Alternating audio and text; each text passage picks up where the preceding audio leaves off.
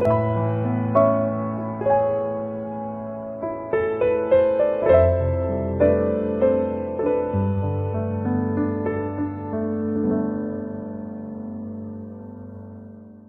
배경은 이스라엘 백성들이 노예로, 포로로, 그다음에 속국으로, 그다음에 흩어져 버린 역사의 기록입니다. 이것은 무엇을 말씀하시냐 하니까 하나님의 자녀가 주인이 바뀌게 됐었을 때 나타나는 모습이 어떠한지를 하나님께서는 말씀으로 보여주시는 겁니다. 이스라엘 백성들이 어느 날 갑자기 애굽의 노예로 빠졌던 것이 아닙니다. 창세기 3장에 나 중심, 창세기 6장에 물질 중심, 창세기 11장에 세상 방법 중심의 그 속의 흐름 속에서 계속 있다가 어느 날 노예에 빠져버리게 된 겁니다. 그 이후에 이스라엘 백성들은 하나님께서 건져내셨는데 또 다른 소망을 품기를 시작합니다. 성경에서 말하는 주제는 뭐냐니까 내가 너의 주인이야, 이걸 말씀하시는데 또 다른 소망을 품기를 시작합니다. 그러면서 뭘 보기 시작하냐니까 다른 국가들이 보일 거 아닙니까? 그죠? 그래서 우리도 왕이 있어야 되겠다라고 생각을 하는 겁니다. 그 자기들 봤었을 때 왕이 있는 게 더 멋져요. 뭐 있어 보이고 그 뭔가 굉장히 민주적인 여러 가지가 있겠죠. 그래서 처음에는 사무엘이 이걸 반대를 합니다. 안 된다고. 그때 당시만 해도 이스라엘 백성들은 신정 국가였습니다. 뭐냐니까 하나님의 말씀에 의하여 움직였던 국가거든요. 근데 계속 요구를 해요. 우리도 왕이 있어야 되겠습니다. 다른 국가처럼 그런 국가 형태를 띠어야 되겠습니다. 그때 하나님께서 사무엘에게 말씀하실 때 뭐라고 말씀하시냐면 분명히 이렇게 말씀하십니다. 이는 그들이 너를 버림이 아니요. 그때 그 하나님의 지도자가 사무엘이었거든요. 너를 버린 것이 아니요 나를 버려 자기들의 왕이 되지 못하게 함이니라.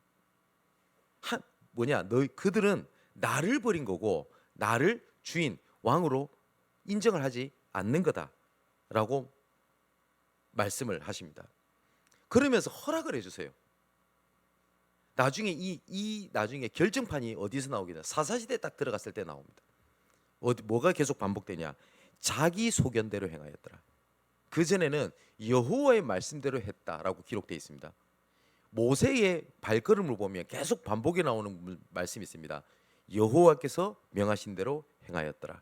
이게 계속 반복되다가 사사시대 가면은 뭐가 되냐니까 자기 소견대로 행하였더라. 그 결과가 나중에는 어떻게 되죠? 포로 시대가 됩니다. 어느 날 갑자기 탁 포로가 되고 노예가 됐던 것이 아니었어요. 또 하나님께서는 또 포로에서 건져냅니다. 또 이스라엘 백성들이 속국에 딱 빠지게 됩니다. 나중에는 결국은 유랑민, 나중에 이렇게 흩어진 자가 이렇게 되어버리죠. 지금도 똑같습니다.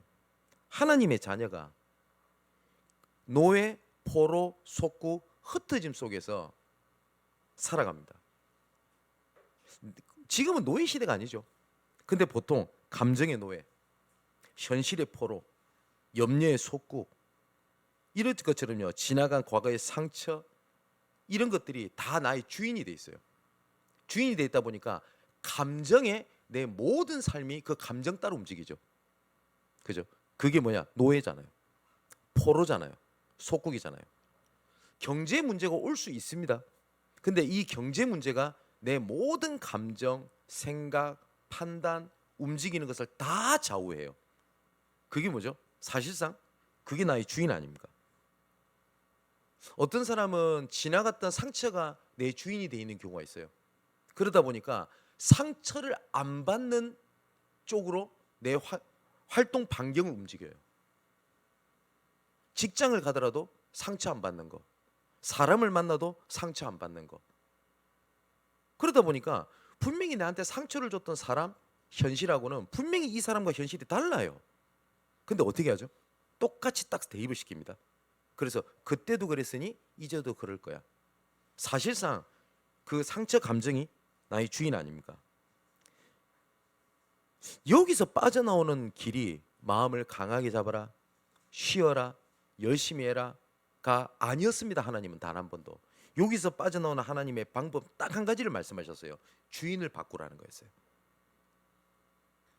기독교 세계관을 우리가 보통 네 가지로 얘기를 합니다. 창조, 타락, 구속, 회복. 이걸 기독교 세계관이라고 하는데, 창조는 뭐죠? 하나님께서 창조하실 때 내가 너희의 주인이야 를 창조를 보셨습니다. 그게 창조입니다. 타락은 뭐죠? 더 이상 당신은 내 주인이 아닙니다. 네가 하나님처럼 될 수 있어. 내가 주인이고 다른 것을 주인을 삼은 겁니다. 그게 타락입니다.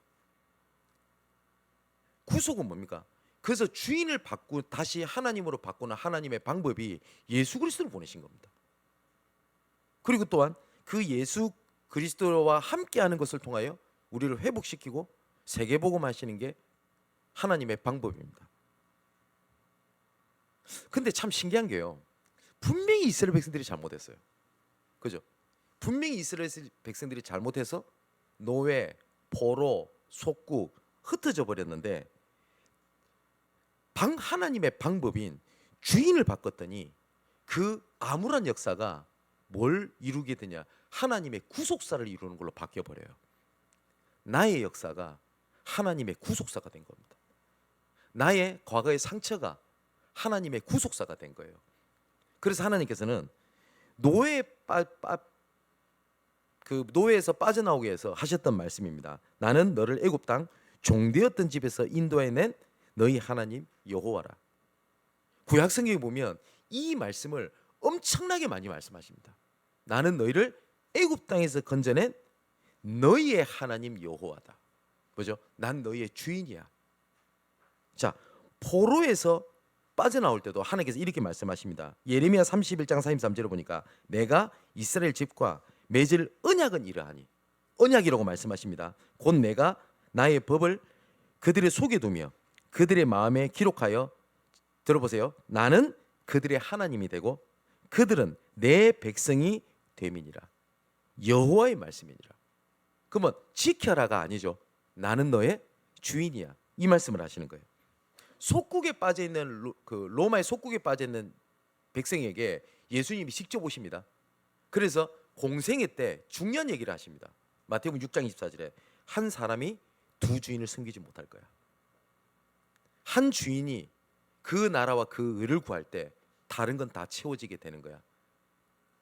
그게 하나님께서 말씀하시던 방법이었습니다. 자, 흩어졌잖아요. 근데 이 흩어짐이 분명히 잘못하고 죄악으로 인한 결과입니다.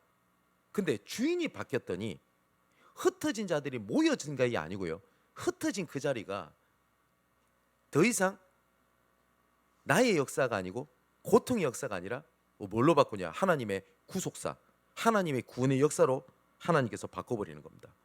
우리가 계속 보겠습니다마는 요한복음 11장 51절에 보면 예수님께서 이렇게 말씀하세요. 예수께서 그 민족을 위하시고 또 그 민족만 위할 뿐 아니라 흩어진 하나님의 자녀를 모아 하나가 되게 하기 위하여 죽으실 것을 미리 말함이라.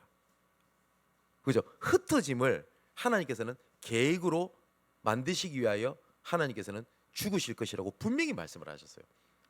근데 우리가 자꾸 이렇게 생각을 합니다. 문제가 오면 하나님이 어떻게 문제를 해결해 주실 거지? 문제를 해결해 주기를 바라잖아요. 근데 하나님은 그것이 아니라 근본을 바꾸기를 원하시는 겁니다. 뭐냐? 내가 너희 주인이야. 수고하고 무거운 짐진 자들아 다 내게로 오라. 내가 너희를 쉬게 하겠다. 뭐죠? 쉬게 하겠다가 중요한 게 아니죠. 뭐요? 오라는 겁니다. 왜요? 주인한테 와. 그러면 이 모든 것들이 모든 것들이 바뀌게 될 거야. 이 말씀을 하시는 거예요. 제가 한번 간증을 드렸는데, 제가 신학교에서 전도학 강의를 하는데요. 모르겠습니다. 한 학기만 하는 건지 계속 하는 건지 모르겠는데 제 전도학 이게 수업을 녹화를 해서 전 세계에 있는 다른 통신신학교 신학생들이 보는 것 같아요. 그런데 저는 얼굴도 모르겠고 이름도 모르겠고 다 모르겠습니다. 어떠한 신학생이 저한테 이메일을 보냈습니다. 그러니까 포럼을 하고 싶었던 거예요. 자기는 호주에 사는 겁니다. 근데 호주, 미국, 유럽에 있으면 많이 변했습니다만 아직까지 인종차별이 굉장히 심합니다. 정말 심합니다. 흑인, 황인종은 사람 취급을 안 해요. 특히 백인 사회에서는. 자기는 원치 않게 호주를 간 겁니다. 어쩌다 보니. 그죠? 그러다 보니까 거기서 인종차별도 겪고 많이 어려울 거 아닙니까? 그러다가 말씀을 듣다가 나는 어쩌다가가 아니구나. 그죠? 아까 말씀드렸죠. 내 역사가 하나님이 주인이 될 때, 그때 내 역사가 하나님의 뭐가 된다고요? 구속사.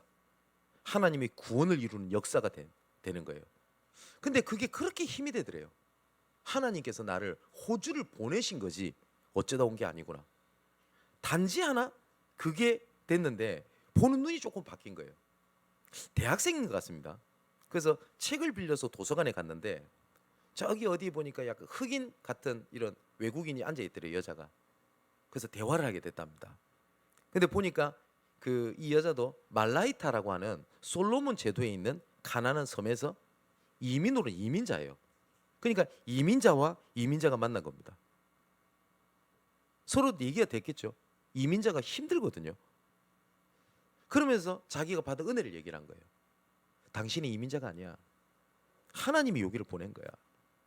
근데 이 이민자, 그 말라이타 섬에서 온 이 사람이 너무 이민 생활이 힘들다 보니까 다른 구원파인가 안식교인가 어디 이단에 들어가서 거기서 위안을 받고 있는 겁니다.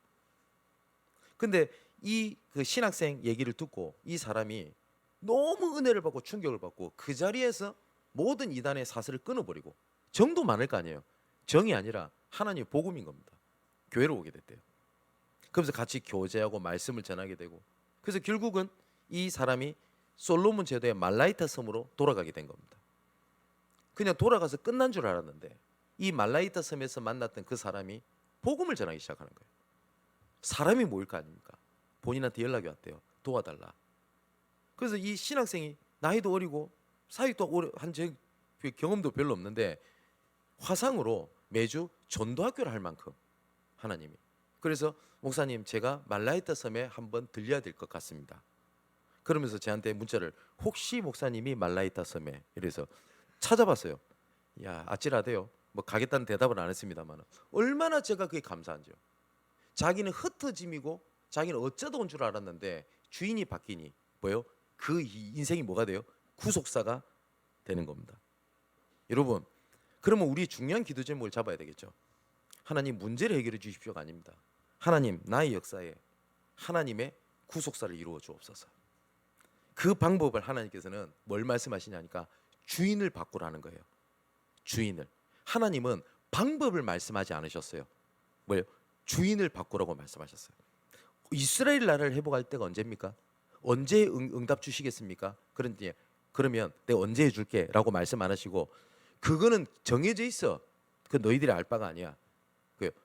오직 성령이 너희 임하시면 너희가 권능을 받고 증인되라. 증인은 뭡니까? 본 것을 얘기하죠. 주인이 누구냐라는 것을 얘기해라. 그럼 나머지는 하나님이 책임지겠다라고 말씀하신 겁니다. 자, 오늘 본문이 예수님께서 공생애 때 가장 첫 번째 표적, 이적을 행하셨던 본문이 가나 혼인잔치의 오늘 이야기입니다. 여기서 중요한 것은 뭐냐니까 주인을 바꾸는 게 하나님의 방법이라고 말씀을 드렸죠. 그러면 우리의 영적 싸움은 기도 열심히 하고 최선을 다하고 기를 모아서 사단의 목을 졸라서 밟아서 뭉개는 게 아니고요. 주인을 바꾸면 흑암은 무너집니다. 그래서 우리 영적인 싸움은 뭐냐? 주인을 바꾸는 겁니다. 지금도 순간순간마다 여러분 그럴 때 있지 않습니까? 내 눈앞의 현실이 내 모든 걸 장악을 하잖아요. 그렇지 않던가요? 문제가 그 순간 감정이, 우울한 감정이 내 하루를 다 주인을 삼아가지고 움직이잖아요. 그죠? 중요한 할 일이 있어요. 누가보다 알아요. 근데 그거하고 비교되지 않는 내 작은 감정, 내 생각에 눌려서 그 중요한 모든 것을 다 포기를 할 만큼 내 주인이 딱 돼 있지 않습니까?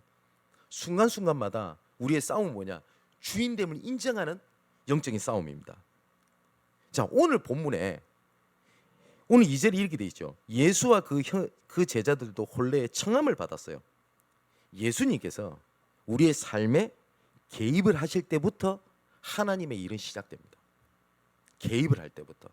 제가 이 드라마를 한번 본 적은 없는데요. 유튜브를 보다 보니까 김혜수라고 하는 그 사극인 것 같아요. 이 보니까 여왕인 것 같습니다.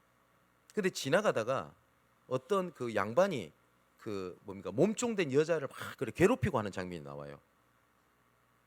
그랬더니 이 왕이 약간 뭡니까 그 서민들이 시찰을 하기 위해서 나왔던 것 같아요. 저 드라마를 안 봐서 모르겠는데. 그랬더니 주인한테 얘기한 겁니다. 당신 뭐 하는 거냐?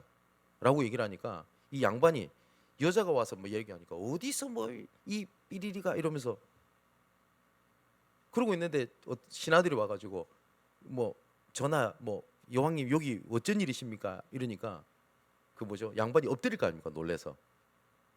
그래서 이 막 양반을 꾸짖는데 이 종이 뭐라고 얘기하냐면 그만하세요. 왜냐니까 겁이 난 거예요. 왜냐 이렇게 해놓고 이 여왕은 가면 자기는 양반한테 또 얻어맞거든요. 그만하세요 라고 하니까 이 여왕이 했던 대사가 나가 있어요. 그 기자한테 딱 꽂혔어요. 걱정 마라. 내가 이미 네 삶에 개입을 했다. 그럼 끝난 거잖아요. 왕이 개입해버리면 양반이고 뭐고 다 필요 없어요. 맞죠? 내가 너 인생에 개입을 한 거야. 예수님을 초청했어요. 우리는 이미 영접하는 자 곧 그 이름을 믿는 자들에게는 하나님의 자녀가 되는 권세를 주셨으니 이미 하나님이 우리 인생에 개입을 하셨어요. 근데 남은 것은 중요한 것이 뭐냐니까 5절에 이렇게 돼 있습니다. 너희에게 무슨 말씀을 하시든지 그대로 하라.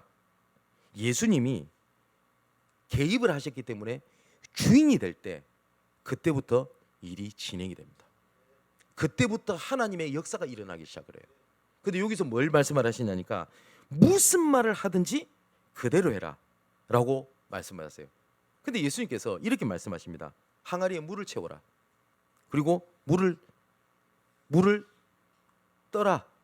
그리고 물을 가져다 줘라 라고 얘기를 해요. 그게 전부 다 하인이 하는 일이거든요.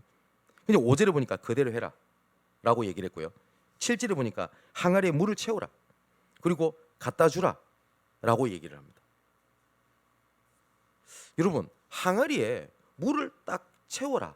그러면 포도주가 될 거야 라고 예수님이 말씀하셨다면 좋았을 뻔했어요. 더 그죠? 아니면 그까지 말 안 해도 물을 채워라. 그러면 요까지만 해도 그때 포도주가 될 거야 이렇게 말씀하면 얼마나 편해요.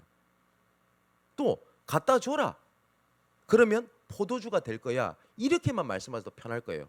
근데 예수님은 뭐라고 말씀하시냐면 채워 갖다 줘 그게 끝이에요. 이게 어떻게 될 거다라고 말씀을 안 하십니다. 여러분 순종을 할 때 뜻은 나중에 알게 됩니다. 근데 우리는 보통 어떻게 하냐니까 깨닫고 순종하려고 그래요. 어떤 게 하나님의 계획이지? 어떤 것이 하나님의 뜻이지? 알고 순종하려고 하니 어려운 거예요. 근데 성경에서는 순종할 때 알게 된다라고 말씀을 하십니다. 이게 순종의 비밀이고 이게 능력입니다. 이 순서를 바꿔야 돼요. 깨닫고 순종을 하냐? 순종할 때 하나님 깨닫게 하시냐? 그겁니다. 이게 성경에서 하나님이 성경적 응답을 하시는 하나님의 방법입니다.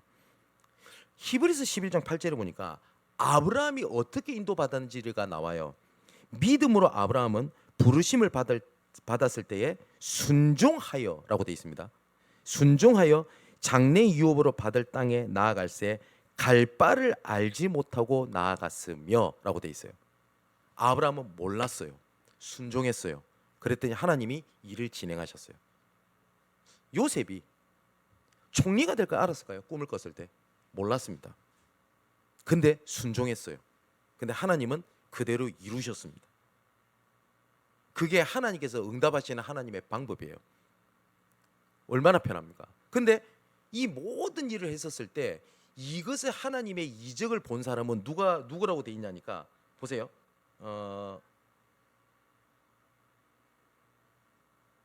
자 9절에 이렇게 돼 있습니다. 연회장은 물로 된 포도주를 맛보고도 어디서 난지 알지 못하되 물떠온 하인들은 알더라.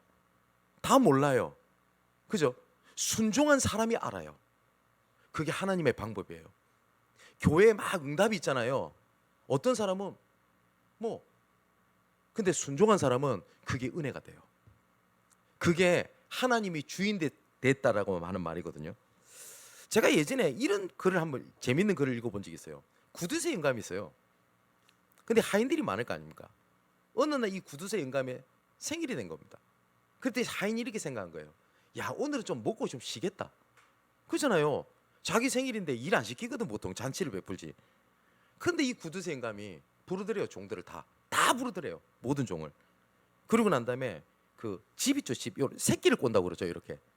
그 집을 딱 던주면서 새끼 꼬아. 단 가늘고 길게. 아니, 그랬더니 하인들이 투덜투덜한 겁니다. 아니, 이 저 망할 영감, 지 생일날 일 시키나? 그것도 평소에 그냥 꼬던 대로 꼬는 것도 아니고 주문까지 했어요. 가늘고 길게. 모든 사람이 투덜투덜한 겁니다. 근데 그 중에 몇 종이 주인의 말인데 뭐가 있지 않겠나 해서 가늘고 길게 막 이렇게 꼬은 거예요. 하루가 지나고 난 다음에 이 구두생감이 부르더랍니다. 이제 나이가 많이 됐거든요. 그렇게 얘기를 하더래요. 엽전을 탁 던져주면서, 자, 너희들이 꼬은 그 새끼에 엽전을 꼬을 수 있을 만큼, 꽂을 수 있을 만큼 꼬아서 그걸 가지고 나가서 이제부터 너희는 자유의 몸이 된 거야. 그게 내 생일에 너희들 선물이야 라고 얘기를 했대요. 그랬더니 다 투덜투덜했던 사람들은 엽전을 몇 개 꼽지도 못해요. 근데 순종했던 하인은, 가늘게 꼬았던 사람은 그걸 가지고 자유의 몸이 됐다라는 글을 제가 어릴 때 읽었던 적이 있습니다. 여러분, 순종을 했을 때 어떤 일이 벌어지냐니까 10절 11절의 말씀을 보니까요. 말하되 사람마다 먼저 좋은 포도주를 내고 취한 후에 낮은 것을 내거늘 그대는 지금까지 좋은 포도주를 두었도다. 예수께서 이 표적을 가나안 땅에서 행하셨다라고 나오죠. 여기 보니까 이 포도주가 이 연회장에 있는 사람들에게 전부 다 기쁨이 된 거예요. 근데 시편 104편 15절에 보니까 이 포도주를 하나님께서는 사람의 마음을 기쁘게 하는 포도주라고 기록되어 있습니다. 그래서 여기에서 여러 가지로 해석이 가능하겠습니다만은 기쁨이죠. 보세요. 문제였어요. 그죠? 문제였죠. 뭐 저는 잘 모르겠습니다만은 그 전라도 지역에 가면 뭐 장례든 뭐 잔치든 홍어 없으면 난리 난다며요. 그렇대요. 근데 이때는 포도주가 없으면 난리가 나는 겁니다. 그죠? 문제죠. 그러면 포도주를 어디서 구할까? 어떻게 구할까가 아니었어요. 예수께서 개입을 하셨고 예수께서 주인으로 인정을 할 때 물이 변하여 포도주가 된 겁니다. 그랬더니 염려로 이 염려의 의미였던 이 항아리가 포도주가 되어서 뭐가 됐어요? 기쁨으로 변하게 된 겁니다. 그래서 우리의 영적인 싸움은 순간마다 예수 그리스도를 주인으로 인정하는 겁니다. 제가 어릴 때 집에 이런 그림이 있었어요. 여러분 혹시 보신 적 있을 겁니다. 그리스도는 이 집의 주인이시오. 말없이 모든 것을 듣는 이시니라. 항상 식탁 머리맡에 보면 그게 있었어요. 그 글이. 근데 잊지를 못해요. 이 집의 주인은 가장도 아니고 그리스도이십니다. 제가 읽었던 책 중에서 최고의 경영자 CEO 예수라는 책이 있었습니다. 아마 혹시 사업하시는 분들이 그 책을 혹시 구할 수 있으면 저 읽어드리는 것을 추천드립니다. 그것이 뭘 얘기를 하니까 내 사업 모든 것도 주인이 누구냐? 예수 그리스도라는 거예요. 근데 순간마다 그죠? 내가 판단해야 되고 내가 결정해야 될 것 같은 거예요. 그죠?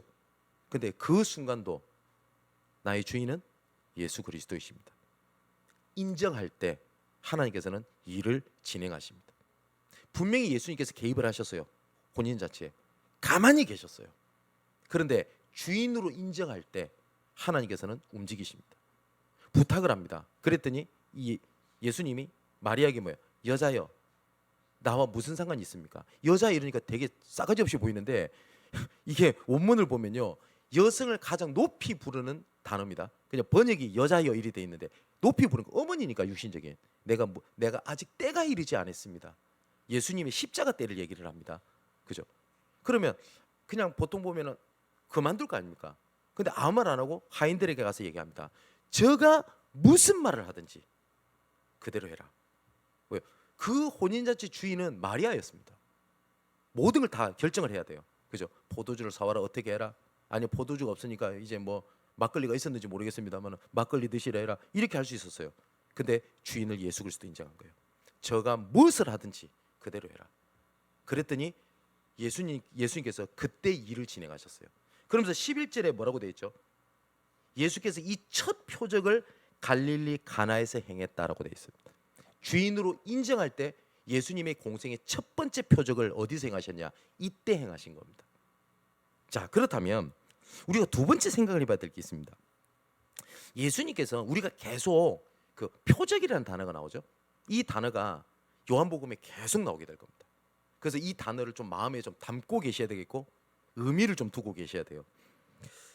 예수님께서 어떤 일을 행하실 때마다 그 성경에는 이적을 행하셨다라는 단어가 있고 표적을 행하셨다라는 단어가 두 단어가 쓰입니다. 그래서 이적을 행하셨다라고 하는 게 제가 그 주보에 보면 나오죠. 그 테라스라고 하는 헬라어를 쓰고요. 그 표적이라는 단어는 세메이온이라는 단어를 씁니다. 비슷한데 좀 의미가 좀 달라요. 근데 요한은 예수님께서 행하셨던 모든 일에 표적이라는 단어를 씁니다. 이적이라는 것은 사람으로 할 수 없는 신비한 능력이라는 뜻이죠. 이것은 사람에게서 나오지 않고 하나님으로부터 나온, 하나님이 개입해서 이루어진 것을 보고 이적이라고 얘기를 합니다. 근데 하나님의 자녀는 하나님의 이적을 바라보고 사는 존재인 건 확실합니다. 그죠? 하나님께서 일을 행하시니까. 근데 오늘 아까 말씀드렸듯이 요한은 이 예수님의 이적을 이적이라고 표현하지 않고 표적이라고 표현을 해요. 그러면서 11절을 다시 한번 읽어볼게요. 예수께서 이 첫 표적을 갈릴리 가나에서 행하여 그의 영광을 나타내심에 제자들이 그를 믿었다라고 되어 있습니다. 그래서 이적이라고 할 때 이거는 영어로 뭐로 번역이 되냐면 원더라는 단어, 놀랍다, 놀라운 일 이렇게 번역이 되는데 표적이라고 하는 뜻은 사인이라는 뜻입니다. 그럼 감이 딱 잡히시죠? 이적은 우리를 놀랍게 하지만 표적은 우리에게 이유가 있다는 거예요. 사인이 있다는 거예요. 예수님께서 물로 포도주를 만드는 이적을 베푸셨다면 놀라고 끝나면 되는데 표적을 주셨다는 말은 이유가 있다라는 얘기예요. 근데 이 표적이 어떻게 돼 있냐? 예수님께서 포도주를 짠 펴놓으니까 다른 사람이 놀랬다 이렇게 끝나면 되는데 오늘 11절에 다시 읽어볼게요. 예수께서 이 첫 표적 갈릴리 가나에서 행하여 그의 영광을 나타내심에 뭐라고 돼 있죠? 제자들이 뭘다고요? 그를 믿으니라. 예수님의 능력을 믿었다고 안 돼 있습니다. 그 예수님 그 존재를 믿었어요. 그 뭐죠? 표적을 보여주시는 그겁니다. 야, 내 이렇게 능력 있지가 아니에요. 뭐죠? 내가 너 주인이야. 그걸 보여주시는 거예요. 하나님께서 우리에게 크고 작은 이적을 지금까지 보이셨을 겁니다. 은혜를. 그죠? 병이 낫기도 하고 내가 정말 말도 안 되는 일이 갑자기 해결되기도 하고 그럼 기쁘잖아요. 그죠? 근데 그게 표적이 있다고요. 어떤 이유가 있다고요? 내가 너의 주인이야. 하나님은 그 표적을 계속 보여주셨어요. 내가 너의 주인이야. 내가 그리스도야. 내가 모든 문제를 해결했어. 너는 은혜가 아니면 안 돼. 근데 표적을 보지 못하고 모든 사람들이 뭐 하고 있는지 아세요? 이적만 보고 놀래요.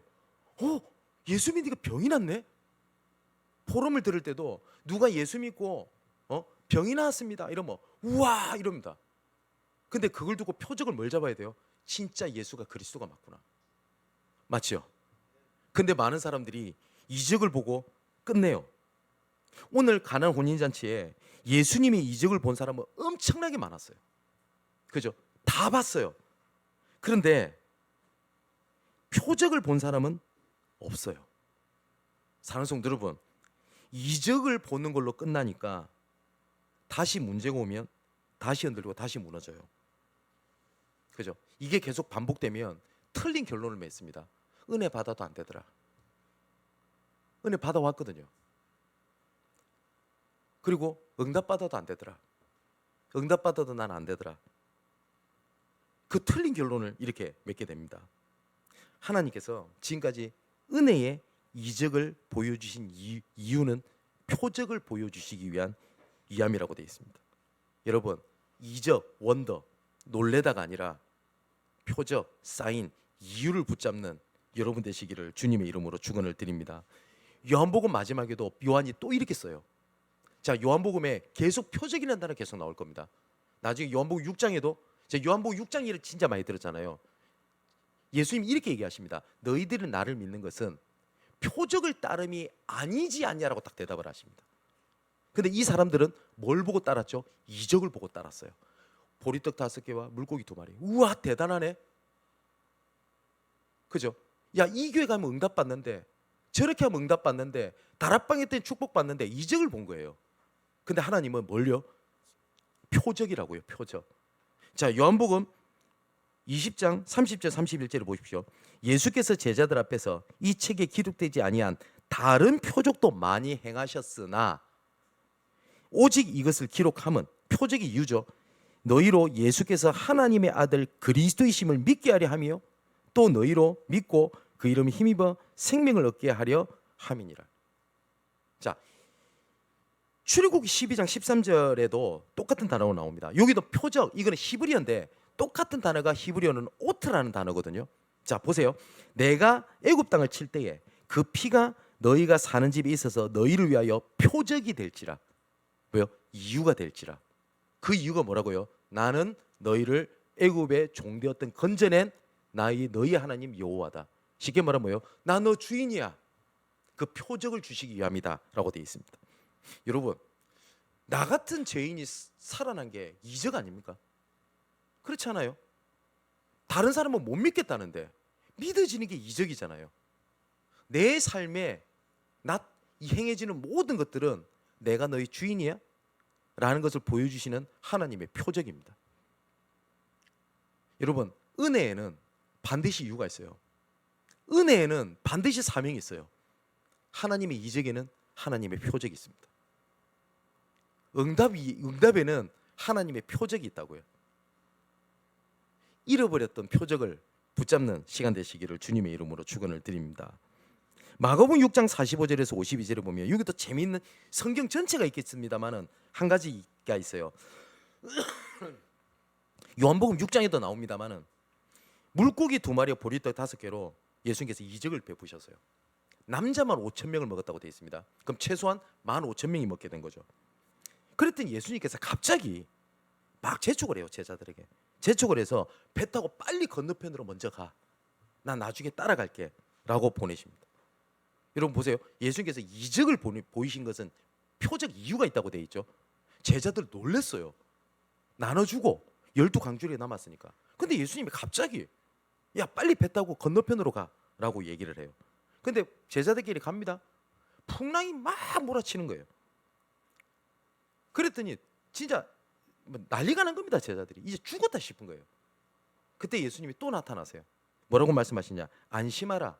나니까 두려워하지 마라. 살려줄 테니까 안심하지 말라고 안 하셨어요. 내니 두려워 마라. 무슨 말이죠? 내가 주인이야. 이렇게 말씀하시는 거예요. 근데 성경이 뭐라고 돼 있냐? 이는 그들이 그 떡을 떼시는 일을 깨닫지 못하고. 보세요. 떡을 떼주셨던 그 보리떡 다 물고기 2마리 이적이죠. 그 분명히 봤는데 예수님 뭐라고 말씀하시냐? 깨닫지 못하고 도리어 그 마음이 둔하여졌습니다. 방금 보리떡 5개 물고기 2마리 이적을 봤는데 또 흔들려요. 그래서 말씀하신 겁니다. 내니 두려워 마라. 나니까 두려워 마라. 그럼 예수님께서 보여주시는 모든 이적의 표적이 뭐라고요? 나야. 내가 주인이야. 그 눈앞에 있는 문제가 네 주인이 아니야. 나야. 이 말씀을 하시는 겁니다. 여러분, 홍해를 가르시죠. 이스라엘 백성들은 전부 다 봤어요. 그죠? 앞에는 홍해, 뒤에는 애국 군대, 양쪽에는 광야. 어디로 가도 다 죽어요. 할 수가 없어요. 그때 하나님께서 이렇게 말씀하십니다. 너희는 가만히 서서 여호와께서 행하시는 구원을 보라. 가만히 서서. 그 뭔 말이죠? 내가 할게. 이 말씀을 하죠. 다 봤어요. 그런데 이적을 본 사람은 많은데 하나님의 표적을 본 사람들은 별로 없었어요. 이것을 보고 난 다음에 모세의 고백입니다. 출애굽기 15장 11절 13절에 보니까 여호와여 신중에 주와 같은 자 누구이까? 주와 같이 거룩함에 영광스러우며 찬송할 만한 위엄이 있으며 기한 일을 행하는 자는 누구이니까? 주께서 오른손을 드신즉 땅이 그들을 삼켰나이다.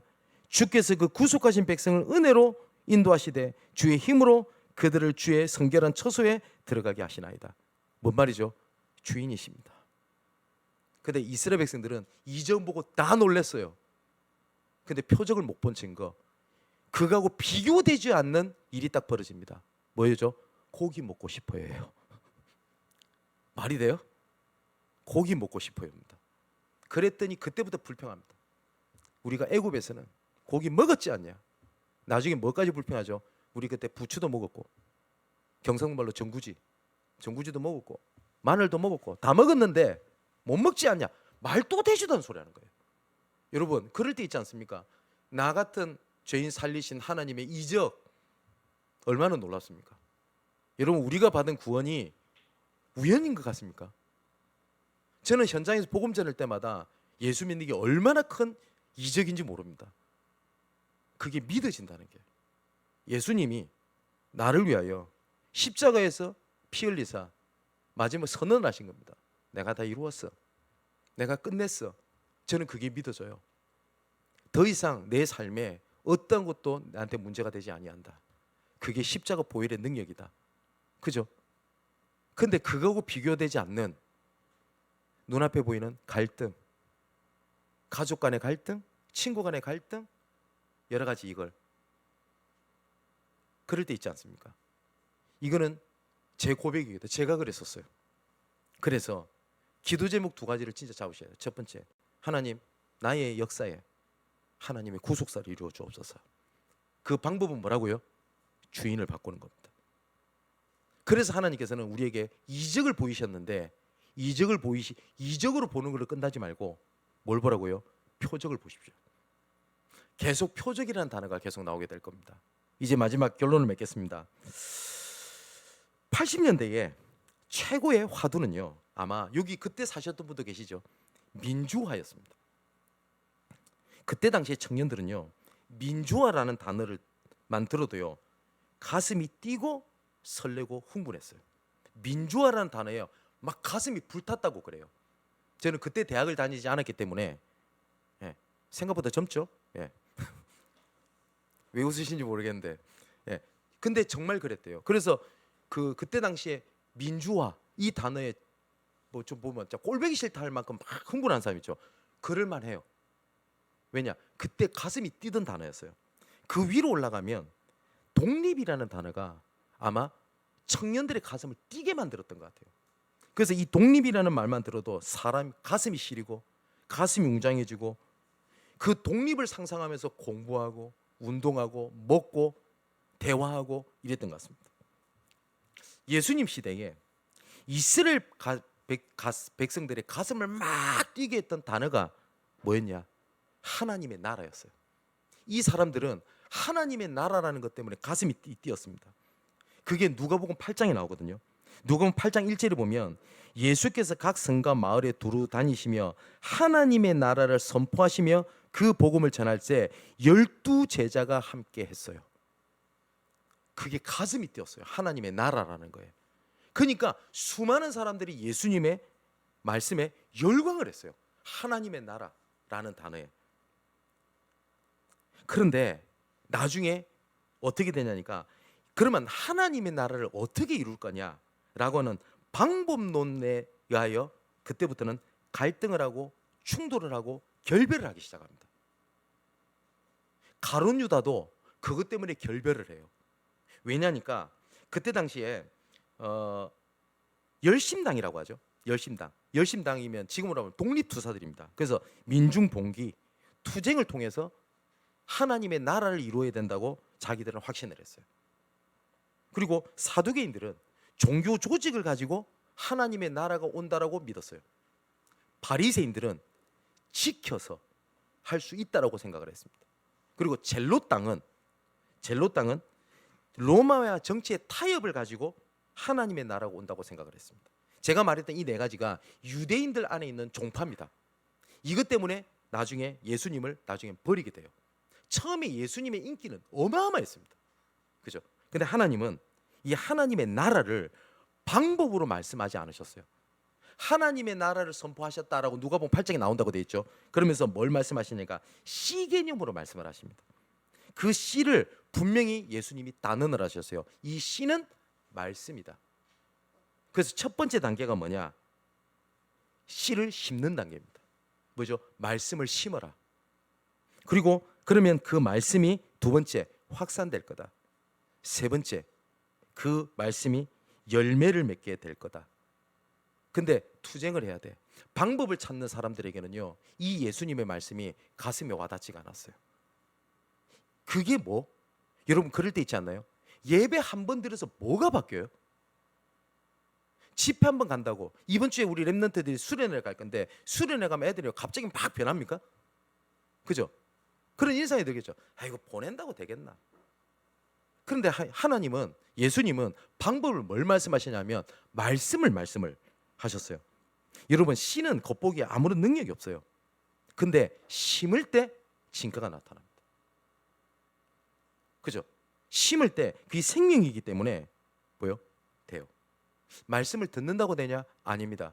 하나님은 하나님의 나라가 어떻게 이루어지냐? 말씀을 심을 때입니다. 여러분 한 가지 그러면 마지막 질문하겠습니다. 80년대는 민주화의 가슴이 뛰었어요. 그 윗단계는 우리 민족들은 독립이라는 단어에 가슴이 뛰었어요. 자, 우리 사랑하는 청년 여러분, 우리 랩런트 여러분, 우리 성도 여러분, 무엇에 가슴이 뛰십니까? 무엇에? 아니면 아무것도 내 가슴을 뛰게 하지 못하고 냉랭합니까? 어떠십니까? 어떤 단어에 내 가슴을 뛰게 만듭니까? 그게 우리의 언약이 되기를 주님의 이름으로 축원을 드립니다. 민족의 가슴마다, 우리 렘넌트들의 가슴마다 피 묻은 그리스도의 그 말씀을 심어서 심고 심을 때 어느 날 푸르고 푸른 그리스도의 계절이 옵니다. 그걸 하나님의 방법이라고 되어 있어요. 누룩, 그죠? 우리의 작은 씨가, 작은 씨, 겨자씨만한 믿음이 뭐요? 산으로 옮긴다는 말이 그 말입니다. 여러분 말씀을 심을 때 하나님은 그걸 하나님의 나라라고 얘기를 해요. 아마 이런 생각이 드신 분 계실 겁니다. 내가 지금 이 시간에 앉아 있는 게 뭘 의미가 있을까? 혹시 인터넷으로 말씀을 들으시는 분들, 그게 하나님의 나라를 이루는 겁니다. 여러분 진짜 여러분 가슴 속에 하나님의 말씀이 요동치는 여러분의 원동력이 되시기를 주님의 이름으로 축원을 드립니다. 저는 여러 가지가 있는데 저는 근본적으로 눈을 감고 힘들 때든 기쁠 때든 저는 그 단어를 생각하면 그렇게 눈물이 납니다. 뭐냐? 저는 하나님의 자녀입니다. 여러분 어떠세요? 많이 들었던 단어죠. 근데 그 단어가 여러분 가슴을 뛰게 합니까? 그럼 뭐해? 힘든데. 그렇습니까? 저는 진짜 세계복음 하고 싶습니다. 세계복음 하는 단어를 들으면 가슴이 뜁니다. 근데 현실은 그렇지 않을 때가 있겠죠. 근데 여러분 민주화 외쳤던 그 청년들은 민주화가 눈에 보이지 않았어요. 그죠? 현실이 너무 갑박해서 총칼에. 그런데 그 민주화라는 단어가요 청년들 가슴을 띄었어요. 독립이라는 단어가 대한민국 전체를 들썩이게 만들었어요. 예수님 시대 때는 하나님의 나라였어요. 근데 여기서도 분열이 일어나요. 방법을 갖고 움직였어요. 지금도 그렇지 않습니까? 어떻게 교회 살리겠습니까? 그랬더니 이렇게 해야 된다, 저렇게 해야 된다, 이렇게 모여야 된다, 저렇게 모여야 된다고 얘기를 하는데 하나님은 뭘 말씀하시냐? 말씀을 심어. 그 말씀이 우리 가슴을 뛰게 만들어야 돼요. 정말 하나님의 말씀이 여러분 가슴을 뛰게 하는 언약이 되게 하시기를 주님의 이름으로 축원을 드립니다. 기도합시다. 하나님 아버지, 우리의 삶의 역사에 하나님의 구속사를 이루어 주옵소서. 이 시간 내가 주인 삼은 모든 것들 내려놓고 주 앞에 엎드려 주만 바라보기 원합니다. 순종할 때 채워지는 기쁨의 맛을 보는 한 주간이 되게 없어서 지금까지 우리에게 크고 작은 이적을 본 곳에 머무르지 아니하고 그 안에 하나님의 이유인 표적을 보고 따라가는 믿음으로 강건하게 하여 주옵소서. 지금까지 우리에게 주신 말씀이 나의 언약이 되어 냉랭하고 답답하고 그리했던 우리 가슴이 다시 요동치고 다시 뛰고 그렇게 되길 원합니다. 우리를 살리는 말씀이 심겨지게 되게 하시고 확산이 되어 열매를 맺게 하시는 그날을 바라보는 망대를 세우게 하여 주옵소서. 이 모든 말씀을 나의 역사에 구속사를 이루기 위하여 주인으로 오신 예수 그리스도 이름으로 기도하옵나이다. 아멘.